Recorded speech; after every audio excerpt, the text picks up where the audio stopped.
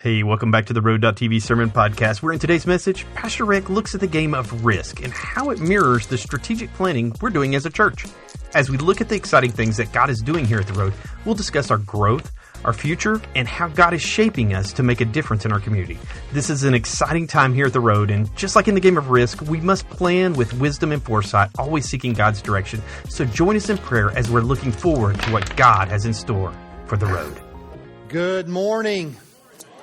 Good to see you this morning. Grab a Bible, something you can read God's Word in, phone, iPad, whatever it is you use, and open to Luke chapter 14. Thank you for being really flexible in the parking lot, in the building today. We've got a room full of people in the foyer that are worshiping today. Thank you. Thank you that are online, that have tuned in today. And we're still in our series called The Games People Play. And today we're talking about the game Risk. And Risk is a game that involves strategy, foresight, and like about every other game, it involves a little bit of luck.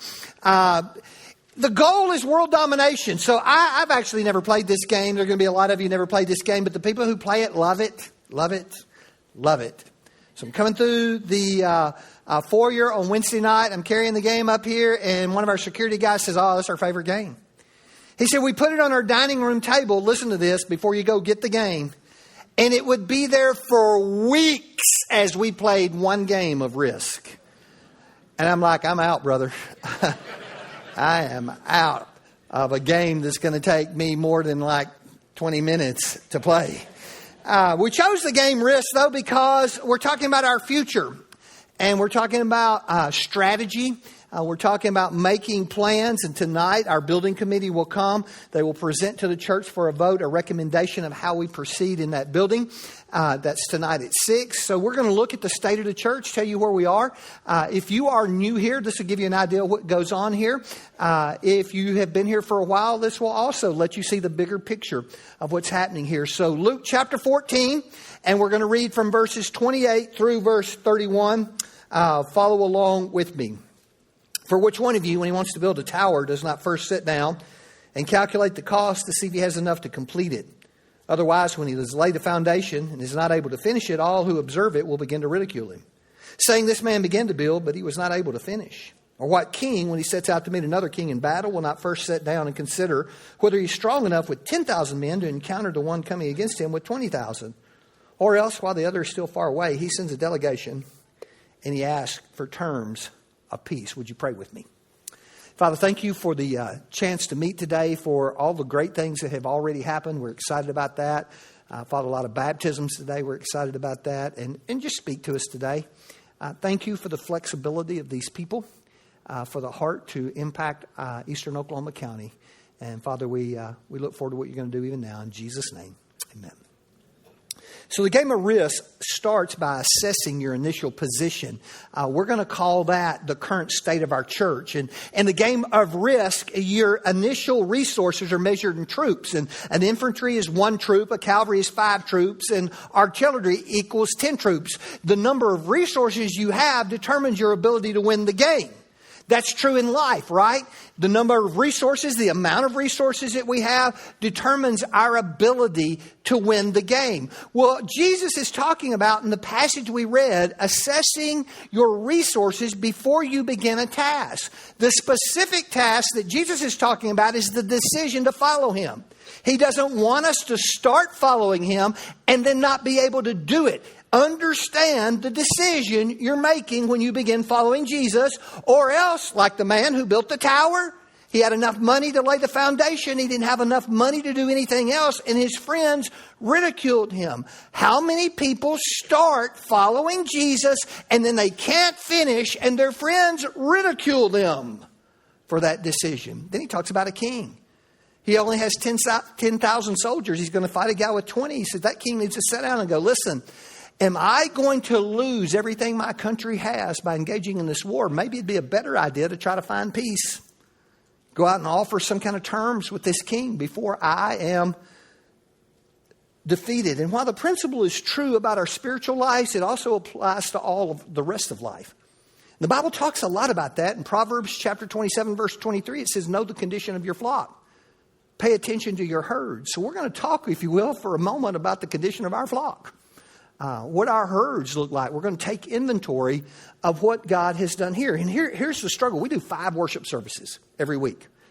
You only really know the one you come to, right? You know, the people around you, most of us come to the same one every week. Sometimes we'll switch up, but most of the time we come to the one we choose and we see what's happening there. And we really don't have the bigger picture of what's happening in our church. So I'm going to try to give you that bigger picture. Our on-campus attendance and how we evaluated this, we started in January 1 of 2023. We went to the first week of August. We did the same for 2024. These are the most current numbers you could have year to date, comparing apples to apples, oranges to oranges. Our year to date attendance over 2023 has grown 11.5%. That's average attendance on campus. Now that's crazy when you stop and think that average attendance for a churchgoer now is once a month. Once a month, and you're an average church attender. And we've grown 11.5%. Our Wednesday night service, listen to this one, has grown 46%. 46%. Now, that's a lot of people who made the decision to move from one of the other services to open up space, just like today. Nowhere to sit, nowhere to park.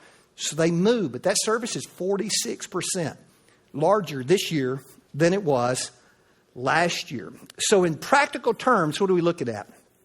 Our 2023 average attendance was 1,919 people a week, 1919. Our summer attendance has been up 9.5% over last year. So here's where our summer attendance looks like. Our summer attendance average has been 1,912 people.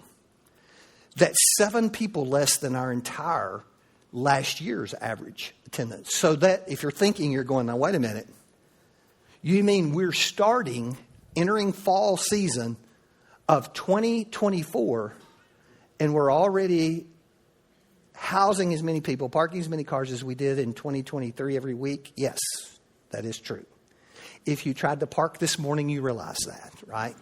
And we've opened up, look, park anywhere that's high ground around here, you're free to park on. Do not park in the low areas. They are wet. They are soggy. Some of them are spring fed. But the high stuff around here is sandstone. And even if it rains 7 inches like it did last week, you're not going nowhere. You're there, right? And we got a lot of guys with 4-wheel drives that would love to pull you out if you do get stuck. So, Eastern Oklahoma County, right? We love it. We love it. So our money, we're up 7.5%, same time period, and giving 23 compared to 24. Our baptisms, the reason we're here, as of today, we will have baptized. I keep doing this math in my head. It will be 59 people since January.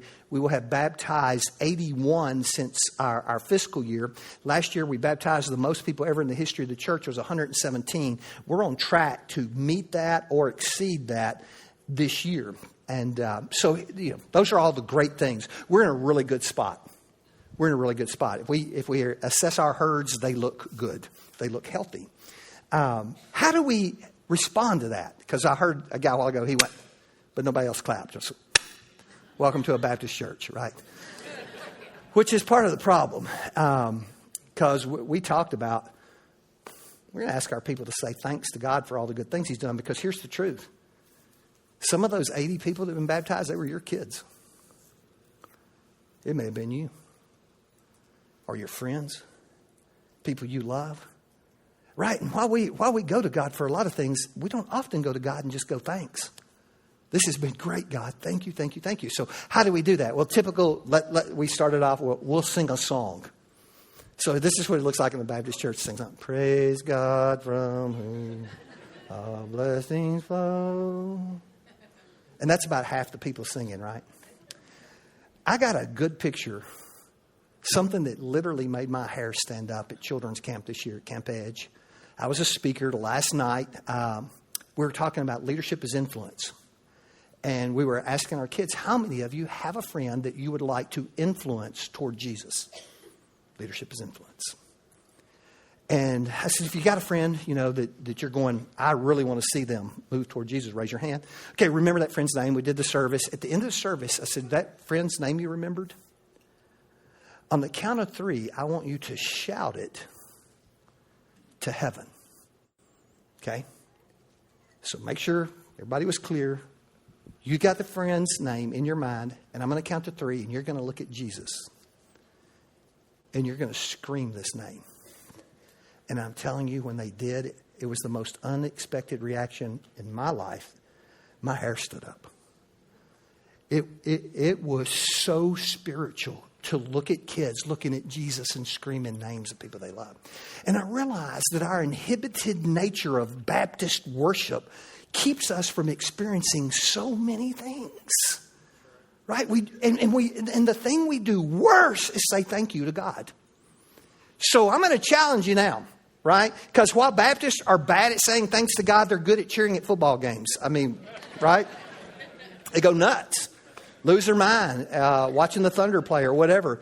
I want to challenge you. I don't want you to, be made to do something you don't want to do. But some of you, everybody can clap. Some of you, we've had people stand up. We've had people shout. I'm going to challenge you in just a moment. We're going to say thank you to Jesus for what he's done, the place he's put us in. Will you do that with me? All right, let's do it.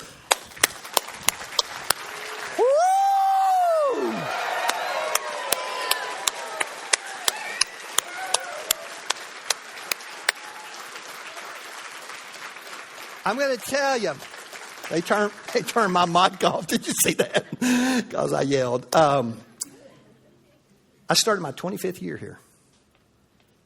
24 full years, and I would have never dreamed. Hang on. I would have never dreamed that the 230 people that were here the first time we met would have turned into what it is. And I am grateful to be a part of it. But not only do we have to look back, we got to develop a strategy for now, and we call that our vision for the future. I'm going to share with you our plan. I don't want any of this to startle you. Understand that all of our plans fall under the sovereignty of God, under the umbrella of what God wants. In 24 complete years, we've made a ton of plans that God redirected. And it took me about 3/4 of the time I've been here to stop panicking every time something we planned fell through. Because I began to realize it's falling through because God is trying to get us to where he wants us to be. Don't panic. If you will just be patient, you will see what it is he wants you to do. And just trust that. So, and there, I could tell you story after story of things we planned, and then the wheels would fly off and it would be, and God would go this way, not that way. So what I'm telling you falls under that umbrella that we're going to make a plan because that's a responsibility of leadership. But it all falls under the umbrella of God's will. Proverbs 16:9 says the mind of a person plans his way, but the Lord directs his path. That's all we're saying. And so we will share 3 areas of planning: stewardship, leadership, and discipleship that we're going to move forward with. So stewardship, anytime a church gets ready to move forward or anything, the question is, how much money do you have? Well, we're blessed. We're very blessed. And I want to share with you why I believe we're blessed. This is my testimony. I grew up in a home where my mom and dad, as young as I could ever remember, taught me to tithe, right? If you get $1, 10 cents of it's God. You get $5, 50 cents of it's God. And so it was a very easy thing for me to live that way. This is a little bit different world. If you start following Jesus and somebody says to you 10% of your income goes to Jesus, you're going to go, what 10%? There's nothing there. So I understand that. And all we encourage our people to do is just start somewhere and start moving that needle in your life. Because here's what I have found. In our life, not only do we tithe, we try to give more than the tithe. And then on top of that, the challenge to live with grace, to live graciously, to be intentional and look for people that you can bless. Not just go, okay, God, if you show me somebody. No, I'm out there. I want as much as possible to be like Jesus. And he looked for people and said, how can I help them? How can I bless them? And here's what I will tell you. That I believe my wife and I get to live the life we live today because of the choice to honor God with what he's given us. I believe that's true of this church. In this church, 10% of all the money that's given goes directly to missions. It's not even a choice. 10%. That's a tithe. That's what the word means, 10%. A few years ago, we made the decision to try to give away another 10%. So this is 20%. right? And that looks like helping people with food, and that looks like being involved in the Eastern Oklahoma County Resource Center. That looks like helping people pay their bills. It looks like helping different ministries. And we don't always hit it, but we try to hit it. It's to give away another 10%. And then about, 10 years ago, God is just blessing us. We got a debt to pay off, and we get to the end of the year, and we got this money. And you guys have heard me tell this story. It just makes sense that you take that money and you pay your debt. And Vic and I go home, and the next morning I look at Vic. I said, I need to talk to you. He looks at me. I swear to you, he's standing there. You can ask him. This is exactly how it happened. He said, yeah, I need to talk to you. I said, man, we're supposed to give another tithe off this. And he goes, that's exactly what God is saying. So since that day, I'm thinking it's 10 or 12 years ago, at the end of every year, the excess and unspent funds that come in, we give another 10% off of that. If you were here, part of our Christmas giveaway, we gave away $90,000 this past Christmas. That's 10% above what God blessed us with. And I will tell you that I believe God blesses this church because we try to be a generous church. We try to help people. We try to invest in the community. And God opens the floodgates of heaven for us. And I'm so grateful that He did. And the other thing that God did is God brought Victor Wood here. And I was 15, 16 years ago. And when He did, He brought me a good friend, first of all. We enjoy working together, and we get to do a few fishing trips and hunting trips together, and we enjoy those things. But what God did is He blessed this church with a man that understands financial principles and has led us to a place of financial security in the life of this church that is unreal. And you guys need to thank Victor for his leadership here.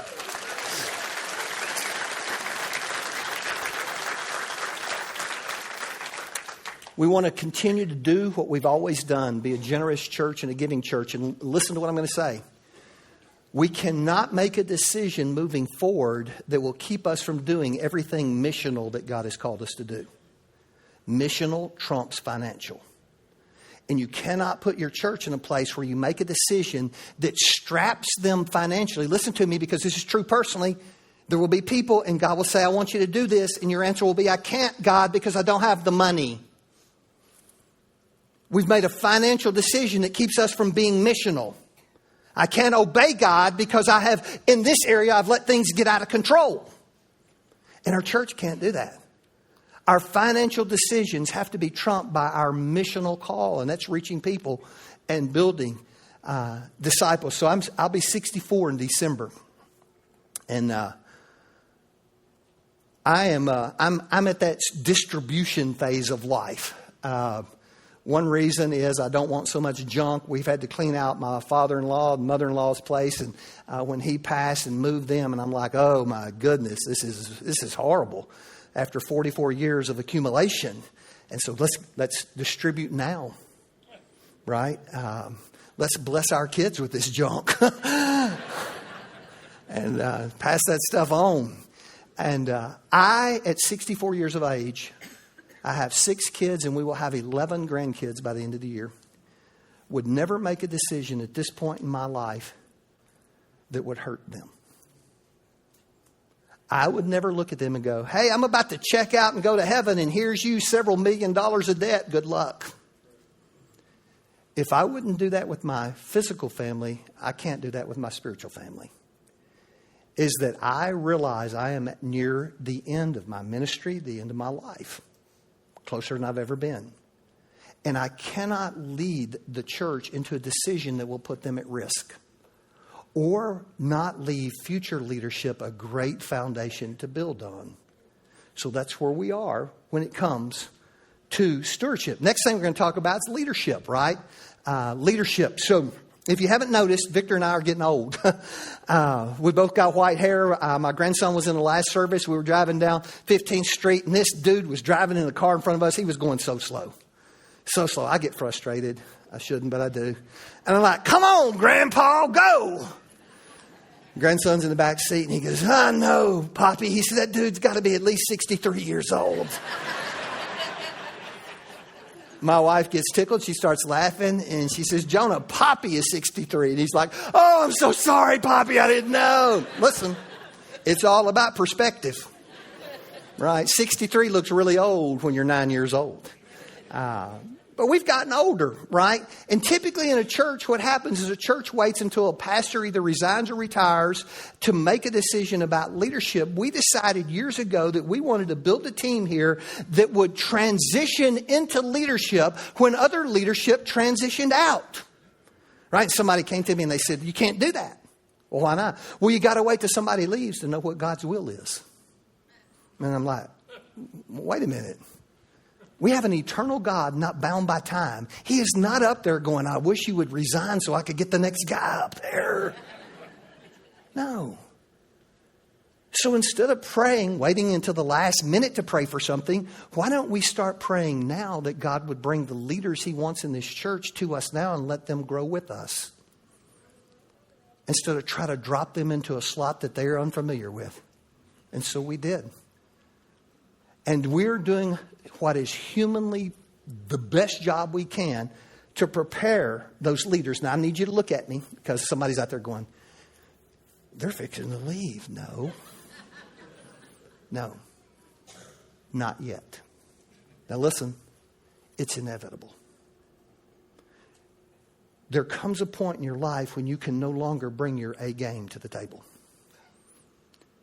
And if you wait until that moment to try to make a decision or make a plan, you've waited too long.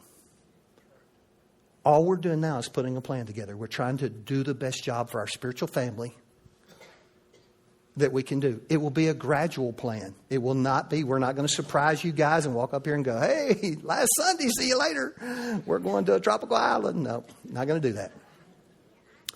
It'll be much like a dimmer switch.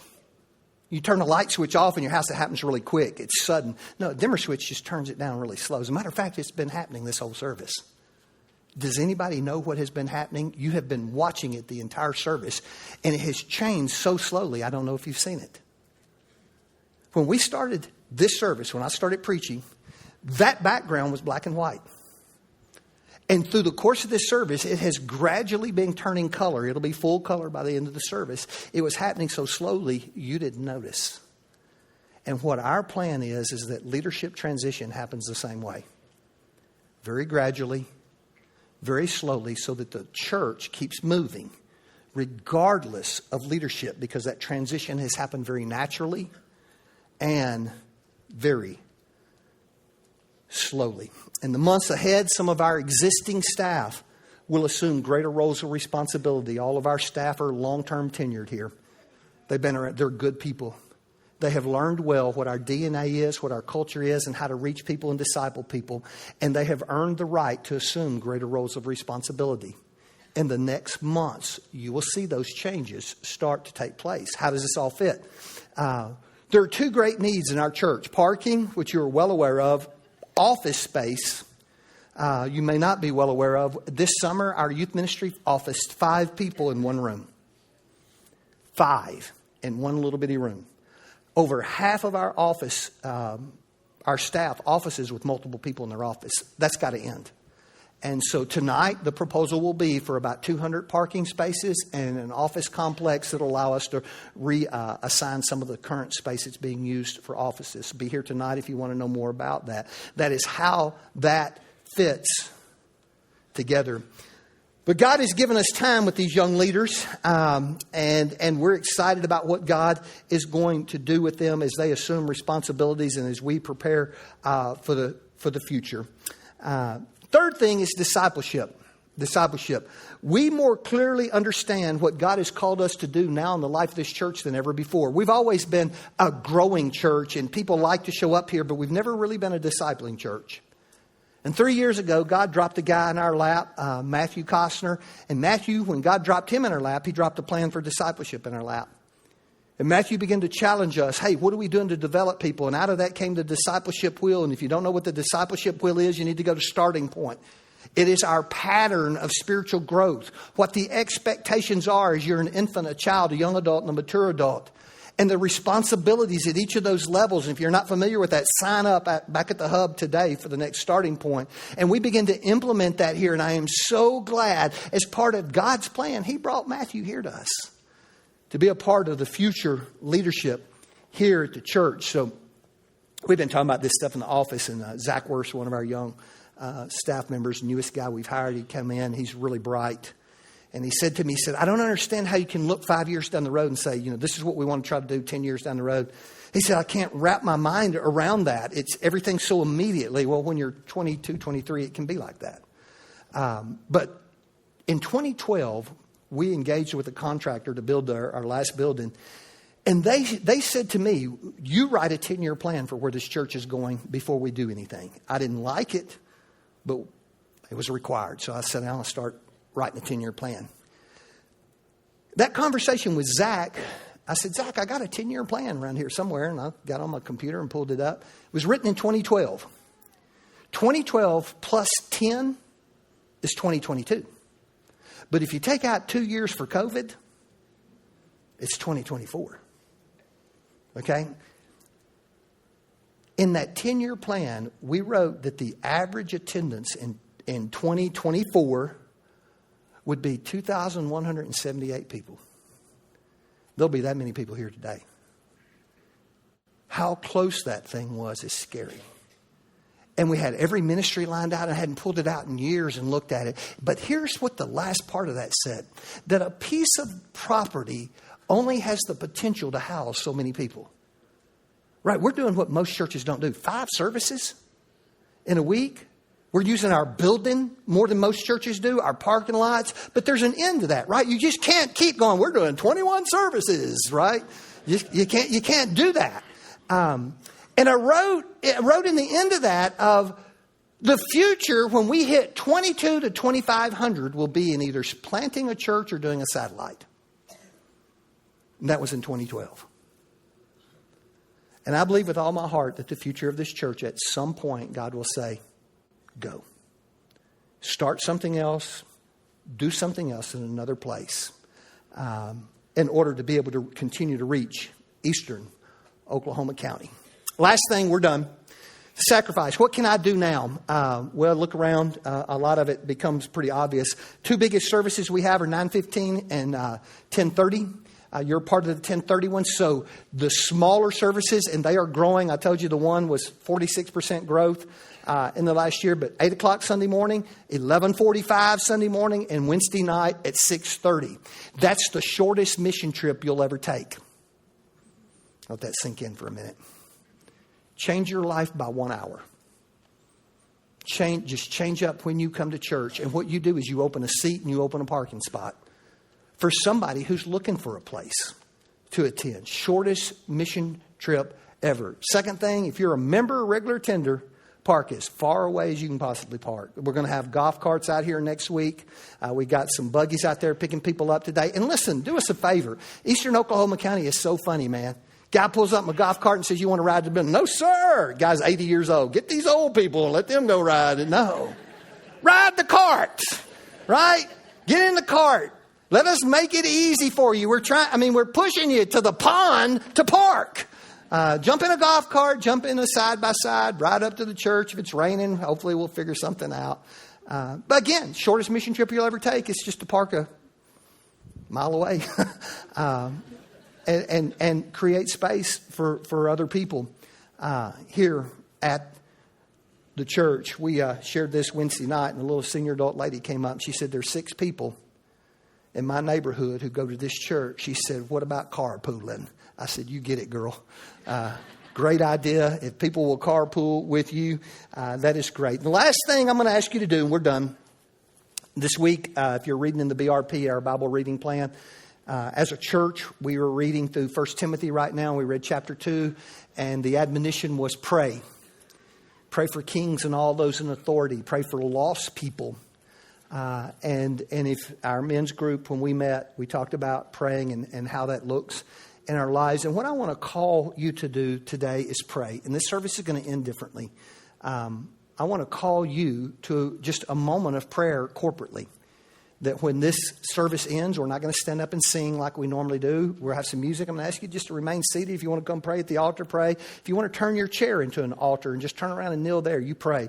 But that we as a church go to God and say, God, help our leaders know what to do. God, give them clarity. God, thank you Thank you that my kids came to know you because they're involved in a church like this. Thank you that I came to know you. Thank you that people I love, I'm excited to get them to come to church with me. And God, just show us what to do. Show us how to do it, because we don't want to be ahead of God and we don't want to be behind God. We want to do our very best to walk with God through this season. Would you bow your heads with me? A very simple invitation today, just to pray. Now, if you sat here today and you said, I didn't have any earthly idea, Pastor, all this was going on. I've been coming here, and we have people who've come here for years, and they're just happy to be here. But they've never made that decision, taken that step to join and maybe go just a little bit deeper in their walk. If that's you today and you say, man, Pastor, God's really working on me. He wants me to plant my life here. Would you do that today? Or if you're here and you say, I really don't know if I know God. And obviously there's something fun, something exciting going on here. And it makes me aware that there's just something missing. Matt and Vic and myself will be here at the front. You step out. Don't worry about the other people. You come grab us and we'll be glad to talk to you about what it means to follow Jesus. Or maybe you've had a hard week and life has hammered you. It's just hammered you. And you came today so that somebody would pray with you. Well, this is your moment. You come grab one of our ministers and let us have the privilege of praying with you. Father, thank you for our time. God, you have already been really good to us today. Thank you for what you're going to do even now. In Jesus' name. Hey, thank you for tuning in to today's message. If you found it encouraging, please consider sharing it with someone who may also need to hear it. For questions or prayer requests, feel free to email us at connect@theroad.tv.